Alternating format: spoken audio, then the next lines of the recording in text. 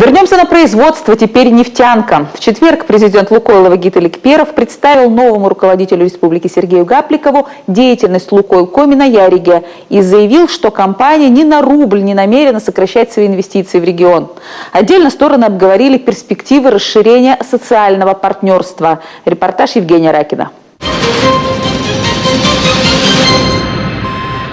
Ярикское нефтяное месторождение – одно из самых перспективных в республике. Его запасов даже при максимальном объеме добычи в 3,5 миллионов тонн в год должно хватить на несколько десятков лет. Именно поэтому «Лукойл» реализует здесь уникальный инвестиционный проект. Его масштабы впечатляют, чего только стоит центральная водоподготовительная установка ВПУ-700. Аналогов ей в России нет. Самый ее основной плюс – это замкнутый цикл. То есть ту воду, которую мы добываем из пласта, мы ее готовим для котлового качества, и она же идет для выработки пара. То есть получается замкнутый круговой цикл. А это уже действующая площадка парогенераторных установок «Север». Здесь вырабатывается пар для последующей закачки в пласт. Производительность 250 тонн в час. Реализация первого этапа развития Ярикского месторождения позволит в 2017 году увеличить в 2,5 раза ожидаемый уровень добычи 2015 года и добыть почти 2 миллиона тонн ярикской нефти в год. В Коми инвестиции в 2016 году будут выше, чем в Западной Сибири.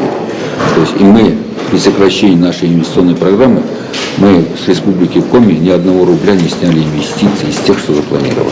Сейчас нефтяники готовятся к реализации второго этапа, проводят работы по проектированию и определению подрядчиков. Сергей Гапликов и Вагит Аликперов обсудили реализацию и других промышленных проектов. Особое внимание уделили развитию социального партнерства. Между регионами компании до 2019 года действует соглашение. Каждый год вопросы, связанные с инвестициями в социальные проекты, регламентируют протоколом. Очередной документ планируют подписать в декабре.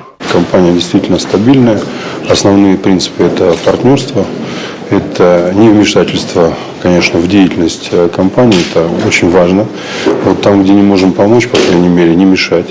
Вот все вопросы, связанные с организацией и с дальнейшим развитием территории, есть у Вагита Юсуповича предложения, которые он озвучил, и я считаю, что они заслуживают непосредственно внимания. Наряду с модернизацией производства «Лукойл» позаботился и о своих специалистах. В поселке вскоре может появиться целый микрорайон нефтяников. По крайней мере, начало положено. К концу года компания сдаст в эксплуатацию жилой комплекс из 3 трехэтажных домов. Квартиры с автономным отоплением, полностью благоустроенные, с приличной по современным меркам квадратурой. Избушки где-то 50-60 квадратных метров, двухкомнатные, трехкомнатные 88, ну, то есть достаточно большие.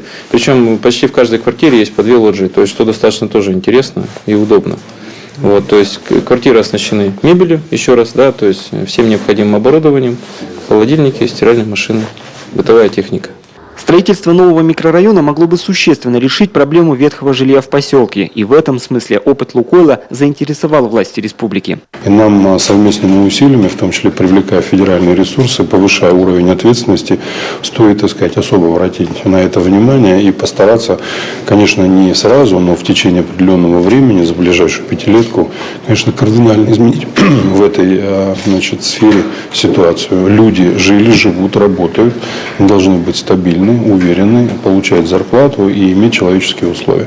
В рамках развития социальной сферы «Лукойл» взял под свое крыло спортивный комплекс «Шахтер». Всего за год здесь капитально отремонтировали кровлю, обшили здание сайдингом, заменили внутренние коммуникации, обновили спортинвентарь и купили тренажеры. Частично благоустроили прилегающую территорию. Сегодня «Шахтер» – спортивный центр поселка. У нас очень плотный график с утра до вечера. Занимаются здесь у нас и взрослое население, и, как я уже повторяюсь, и дети, которые занимаются в спортивных секциях. Это такие, как греко-римская борьба, лыжные гонки, волейбол, баскетбол, ну и взрослое население, гири и пауэрлифтинг.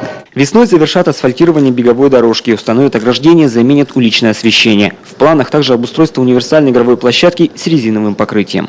Евгений Ракин, Олег Юшков о далеко не первых итогах сотрудничества Коми со стабильно надежным партнером в промышленной и социальной сферах.